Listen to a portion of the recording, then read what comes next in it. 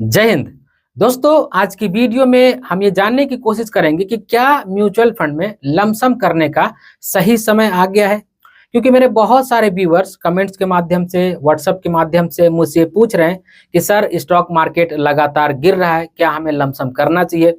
और आप Telegram channel पर भी किसी भी तरह का कोई भी नोटिफिकेशन नहीं दे रहे हैं। तो दोस्तों, आपको ये समझना होगा कि मैं सिंगल पर्सन के हिसाब से कोई भी नोटिफिकेशन नहीं देता हूं। मैं देखता हूं कि जो भी मैं नोटिफिकेशन दे रहा हूं इसमें मैक्सिमम लोगों को बेनिफिट होगा या फिर नहीं होगा। जब तक हमें इस तरह का डेटा नहीं दिखता है तब तक मैं किसी भी तरह का नोटिफिकेशन नहीं देता हूं। और अगर आपको भी बिल्कुल फ्री ऑफ कॉस्ट लमसम का नोटिफिकेशन चाहिए होगा तो आप हमारे टेलीग्राम चैनल को ज्वाइन कर लीजिएगा, लिंक डिस्क्रिप्शन बॉक्स में है। जबकि इसी सर्विस के लिए लोग भारी भरकम चार्ज भी करते हैं, लेकिन मेरे व्यूअर्स के लिए बिल्कुल फ्री ऑफ कॉस्ट अवेलेबल है। तो लिंक डिस्क्रिप्शन बॉक्स में टेलीग्राम चैनल का, आप ज्वाइन करना बिल्कुल भी मत भूलिएगा। तो इन्हीं सारी चीजों को देखते हुए मैंने 10 जनवरी 2025 यानी कि शुक्रवार को दिन अपने टेलीग्राम चैनल पर नोटिफिकेशन दिया। और उस नोटिफिकेशन में साफ साफ मैंने कहा कि स्टॉक मार्केट अभी ठीक ठाक लेवल पर पहुंच गया है। अगर आप चाहें तो इस लेवल पर थोड़ा सा पैसा इन्वेस्ट कर सकते हैं, लेकिन मुझे ऐसा लगता है कि अगले हफ्ते या फिर आने वाले दिनों में हमें स्टॉक मार्केट से और भी अच्छे मौके मिल सकते हैं। अब इसके पीछे कारण क्या है? इसके पीछे कारण है बजट। हमारे देश में अभी बजट ड्यू है जो पेश होने वाला है, और जब भी ऐसा होता है तो स्टॉक मार्केट में हमें भारी भरकम अनसर्टेनिटी देखने को मिलता है, उतार चढ़ाव में बहुत अच्छा खासा देखने को मिलता है। तो इन्हीं सारी चीजों को देख करके मैंने ये कहा कि आने वाले समय में या फिर अगले हफ्ते हमें और भी अच्छे मौके मिल सकते हैं। तो अगर इस मौके का आप इंतजार करना चाहते हैं और चाहते हैं कि आपको कोई सही समय पर नोटिफाई करे, तो मैंने फिर से बोल दूं कि आप हमारे टेलीग्राम चैनल को ज्वाइन कर लीजिएगा, वहां पे आपको नोटिफिकेशन मिल जाएगा। तो अब क्योंकि स्टॉक मार्केट में अच्छा खासा गिरावट हो गया है, तो हम ये जानने की कोशिश करते हैं कि क्या इस लेवल पर लमसम करना बनता है। तो इसके लिए मैं आप सभी को 10 जनवरी का एक डेटा दिखाऊंगा, यानी कि शुक्रवार के दिन स्टॉक मार्केट जिस लेवल पर बंद हुआ वो डेटा दिखाऊंगा। और पिछले 5 दिनों के अंदर में कितना गिरावट हुआ है वो डेटा दिखाऊंगा, और पिछले 1 महीने के अंदर में कितना गिरावट हुआ वो डेटा दिखाऊंगा। और ओवरऑल मैं आप सभी को कुछ इंडेक्स दिखा रहा हूँ। इन इंडेक्स को देख करके ओवरऑल इंडियन स्टॉक मार्केट की सिचुएशन के बारे में आपको पता चल जाएगा, क्योंकि ये जो इंडेक्स है ये मेजर इंडेक्स है और मेजर म्यूचुअल फंड के बेंचमार्क भी है। तो सबसे पहले बात करते हैं निफ्टी 50 की। तो आप यहाँ पे देख सकते हैं 0.40%, यानी कि कह सकते हैं कि आधे % से थोड़ा सा कम ही गिरावट हमें निफ्टी 50 में देखने को मिला है। वहीं पे अगर बात की जाए BSE 250 लार्ज मिड कैप की, तो यहाँ पे आप देख सकते हैं 0.99%, यानी कि अप्रोक्सीमेट कह सकते हैं कि 1% की गिरावट हमें देखने को मिली है। वहीं पे अगर निफ्टी 500 की बात की जाए तो 1.12%, यानी कि लगभग कह सकते हैं कि 1.25% के आसपास की गिरावट हमें देखने को मिली है। लेकिन अगर हम निफ्टी मिड कैप 150 इंडेक्स को देखें तो यहाँ पे 2.04%, यानी कि लगभग कह सकते हैं कि 2% की अच्छी खासी गिरावट हमें देखने को मिली है।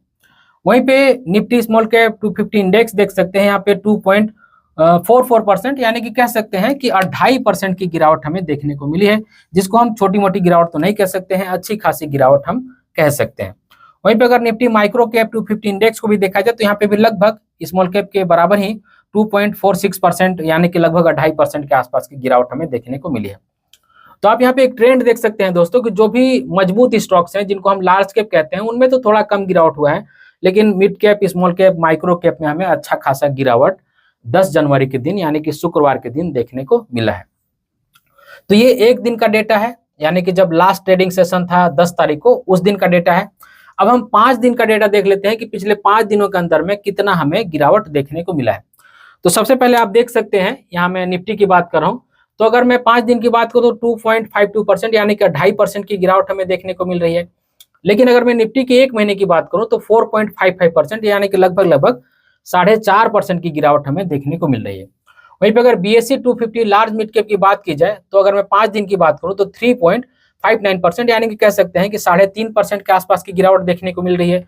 लेकिन अगर 1 महीने की डेटा देखा जाए तो 6.03%, यानी कि अप्रोक्सीमेट 6% की गिरावट हमें देखने को मिल रही है। तो इस इंडेक्स में भी, जो कि BSE 250 लार्ज मिड कैप है, इसमें भी हमें अच्छी खासी गिरावट देखने को मिल रही है। वहीं पे बात की जाए निफ्टी 500 इंडेक्स की, तो अगर मैं 5 दिन की बात करूं तो 3.79%, यानी कि अप्रोक्सीमेट कह सकते हैं कि 3.25% की गिरावट देखने को मिल रही है। लेकिन अगर मैं 1 महीने की बात करूं तो 6.27%, यानी कि लगभग 6.25% की गिरावट हमें देखने को मिल रही है। वहीं पर अगर निफ्टी मिड कैप 150 इंडेक्स की बात की जाए और अगर मैं 5 दिन की बात करूं तो 4.96%, यानी कि अप्रोक्सीमेट 5% की गिरावट देखने को मिल रही है। और वहीं पे अगर 1 महीने की बात करूं तो 6.97% यानी कि लगभग 7% की गिरावट देखने को मिल रही है। एक बार फिर से बता दूं कि जो भी डेटा मैं आप सभी को दिखा रहा हूं ये सभी डेटा माइनस में है। वहीं पे अगर निफ्टी स्मॉल कैप 250 इंडेक्स की बात करें तो अगर मैं 5 दिन की बात करूं तो 5.61% यानी कि लगभग 5.5% की गिरावट है। वहीं पे अगर 1 महीने की बात करूं तो 8.17% यानी कि लगभग कह सकते हैं 8.25% की गिरावट है। वहीं पे निफ्टी माइक्रो कैप 250 इंडेक्स की बात की जाए तो अगर मैं 5 दिन की बात करूं तो 4.98% की गिरावट है। वहीं पे अगर 1 महीने की बात की जाए तो 8.11% की गिरावट है, यानी कि लगभग कह सकते हैं कि 8.25% की गिरावट है। तो इन सारी डेटा को देख करके तो यही लगता है दोस्तों कि स्टॉक मार्केट जो है वो ठीक ठाक लेवल पर पहुंच गया है। अगर हम चाहें तो इस लेवल पर थोड़ा सा अपना पैसा इन्वेस्ट कर सकते हैं। अब जैसा कि मैंने वीडियो की शुरुआत में आप सभी को कहा कि स्टॉक मार्केट अनसर्टेन है और अभी बजट भी पेश होने वाला है, तो स्टॉक मार्केट का कुछ भी कहा नहीं जा सकता है। तो आगे आने वाले समय में या फिर अगले हफ्ते में हमें अच्छी खासी गिरावट भी देखने को मिल सकती है। यही चीजें मैंने अपने टेलीग्राम चैनल पर भी कहा। लेकिन जो भी हमें डेटा देखने को मिल रहा है, इन डेटा को देख करके तो ऐसा ही लग रहा है कि अभी फिलहाल अगर इस लेवल पर भी हम चाहें तो थोड़ा सा पैसा अपना जरूर से निवेश कर सकते हैं। तो हमने ये जाना दोस्तों कि क्या स्टॉक मार्केट में कैसी सिचुएशन है और क्या इस लेवल पर म्यूचुअल फंड में लमसम करने का अच्छा मौका है या फिर मौका बन रहा है। तो इन सारी चीजों को देख करके तो ऐसा लग रहा है कि हाँ, इस लेवल पर थोड़ा सा पैसा जरूर से इन्वेस्ट किया जा सकता है। अब देखिए, मैं ऐसा बिल्कुल नहीं कहूंगा कि अगर आप इस लेवल पर इन्वेस्ट करते हैं तो इसके नीचे मार्केट नहीं जाएगा। मार्केट बिल्कुल नीचे जा सकता है, क्योंकि स्टॉक मार्केट को कोई भी प्रिडिक्ट नहीं कर सकता है। अब हम एक कमेंट्स ले लेते हैं अपने पिछले वीडियो का। एक वीडियो में मैंने आप सभी से ये कहा था कि क्या हमें अपने म्यूचुअल फंड की पोर्टफोलियो में एक एएमसी से 2 फंड लेने चाहिए। और उस वीडियो के अंदर में मैंने Motilal Oswal mid cap fund और Motilal Oswal small cap fund का कंपैरिजन किया था कि क्या हमें इन दोनों फंड को रखना चाहिए। तो क्योंकि अगर हम बेटर डाइवर्सिफिकेशन करना चाहते हैं अपनी म्यूचुअल फंड की पोर्टफोलियो की, तो स्ट्रेटजी यही कहती है कि हमें एक एएमसी से एक ही फंड लेना चाहिए। तो इसलिए मैंने कहा कि फंड हाउस कितना भी अच्छा कर रहा हो, किसी एएमसी का फंड कितना भी बढ़िया क्यों ना कर रहा हो, अगर हमें बेटर डाइवर्सिफिकेशन करना है तो एक एएमसी से एक ही फंड हमें लेना चाहिए। तो अगर आपने मोतीलाल ओसवाल मिड कैप रखा है तो स्मॉल कैप मत लीजिए, अगर आपने स्मॉल कैप लिया है तो मिड कैप मत लीजिए। तो मेरे कुछ विद्वान साथियों ने यह कहा कि सर, जब आप ओवरलैपिंग चेक करेंगे तो Motilal Oswal mid cap fund में और Motilal Oswal small cap fund की पोर्टफोलियो में ओवरलैपिंग बहुत ही कम है, लगभग 7% के आसपास का है। तो यहाँ पे मैं आप सभी को एक एग्जाम्पल के माध्यम से समझाना चाहता हूँ। मान लीजिए कोई एक माहिर ड्राइवर है जो गाड़ी चलाना बहुत ही अच्छे से जानता है। जब वो कार चलाएगा या फिर जब वो बस चलाएगा तो क्या दोनों में स्ट्रेटजी अलग होगी, दोनों की शैली अलग होगी। देखिए, व्हीकल यहाँ पे जरूर बदल जा रहे हैं, लेकिन उसकी जो शैली है, उसका जो चलाने का तरीका है, वो दोनों ही बारों में यानी कि दोनों ही चीजों में एक ही रहेगा, अगर वो कार चलाएगा या फिर बस चलाएगा तो भी। तो आपको समझना होगा कि एक ही एएमसी का ये फंड है और इसमें फंड मैनेजर भी लगभग सेम है। तो आज अगर भले ही ओवरलैपिंग नहीं हो रही है, लेकिन कल के दिन भी इसमें ओवरलैपिंग नहीं होगी, इस बात की क्या गारंटी है। और इस बात को बल इस बात से भी मिलता है कि अगर हम Motilal Oswal mid cap fund के पोर्टफोलियो को देखें तो यहाँ पे नंबर ऑफ स्टॉक्स जो है वो काफी कम है, लगभग 20-22 के आसपास में है। इससे ज्यादा स्टॉक्स तो Motilal Oswal small cap fund में है। तो जिस भी दिन Motilal Oswal mid cap fund की पोर्टफोलियो में स्टॉक्स बढ़ेंगे, नंबर ऑफ स्टॉक्स ज्यादा होंगे ना, तो ओवरलैपिंग भी आपको ज्यादा देखने को मिलेगी। खैर, ओवरलैपिंग हो या फिर ना हो, इस बात से कोई भी फर्क नहीं पड़ना चाहिए। अगर आपको बेटर डाइवर्सिफिकेशन चाहिए तो एक बार फिर से मैं बोल दूं कि हमारी स्ट्रेटजी साफ होनी चाहिए कि एक एएमसी से हमें एक ही फंड लेना चाहिए।